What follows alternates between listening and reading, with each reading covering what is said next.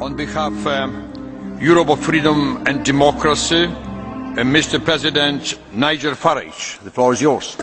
Well, this grand occasion, Mr. Barroso, your State of the Union speech doesn't, I think, quite put you on a par with President Obama, because there is one fundamental difference. He, of course, is elected and you are not. And 48 million people watched his address, and here in the European Parliament we even have to beg to get the MEPs to turn up to listen to you.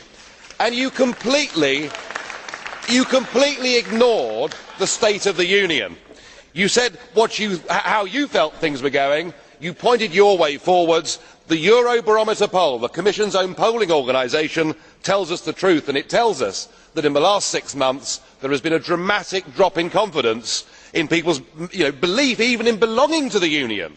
A 10% drop in Germany, a 17% drop in Greece, a 9% drop in Portugal, and less than half of EU citizens think that being a member of the club is worth it. Even more revealing is that in your own country of Portugal, in the last 6 months, a further 1 in 4 people have lost total faith in EU institutions. That, Mr. Barroso, is hardly an endorsement of success or belief, and yet from most people today there seems to be this great self-satisfaction. Well, don't be too satisfied, because the people have worked it out for themselves. The real State of the Union, it is loathed and despised. And yet some claim this is because they want more Europe. Mr Verhofstadt said people want more common policies.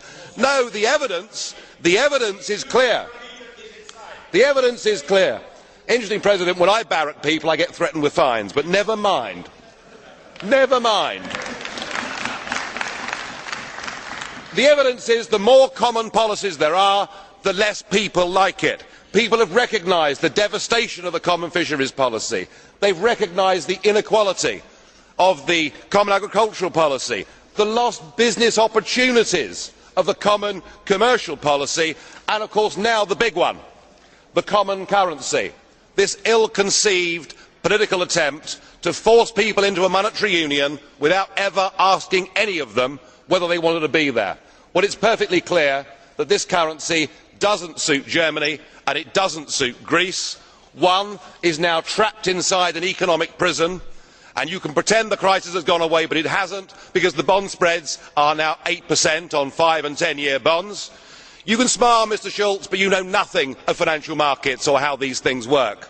And in your own country, well, why should the German taxpayer increasingly pick up the bill? This form of government is not working, and yet what we heard today is we are going to have a common defence policy and a common foreign policy. And the other reason why these polls are where they are is people do not respect you, because you cheated to get the Lisbon Treaty through, and we were told it would simplify everything, that we would know where we stand. Well, we do not. Who is in charge of this EU? Is it you, Mr Barroso? Is it my old friend Herman Van Rompuy?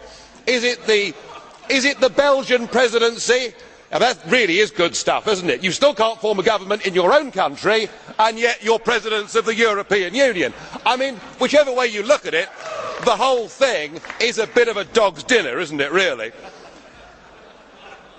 The EU has never had so much power, and yet it has never been so unpopular. But not satisfied with the €2.4 billion a year that is now being spent on EU propaganda, you want the overall budget to increase by 6%, and personally you ought to have a full-time TV crew, we understand, to traipse round with you, new press officers, new webmasters. You are not analysing why this is going wrong. Mr Barroso, you simply do not get it.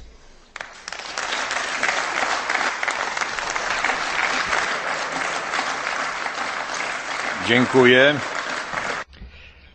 Thank you. Mr. Nigel Farage, co-president. The row over the Roma in France today is, of course, caused directly by failing European Union policies. It was a huge mistake to allow Bulgaria and Romania to join the European Union whilst there were millions of people, millions of Roma in those countries being heavily discriminated against. It is no wonder that now they are part of the Union, they are seeking to move elsewhere. And this goes with everything, doesn't it? Every single one of these policies fails, leads to a problem, whether it's this, whether it's the euro, and all the way through we see this fanatical political ambition to create a United States of Europe, regardless of the consequences, and at no time has any of this been endorsed by the voting public. That, Mr Barroso, is the true State of the Union. Thank you. Today I have outlined how I see the European Union doing that. I have committed to deliver the proposals to build our economic union. I have made a case to fast-track our reform agenda. I have set out how to modernise our social market economy to deliver growth and jobs in a smart, sustainable, inclusive economy through our Europe 2020 flagship initiatives. I have set out how to achieve a common energy policy in Europe. I have defended the need for an area of freedom, security and justice, where Europeans will find that their fundamental rights and obligations exist wherever they go. I have made clear that the Commission will strive for an ambitious budget. I have proposed to develop EU project bonds to finance major European projects. I have announced our reinforced commitment to the Millennium Development Goals.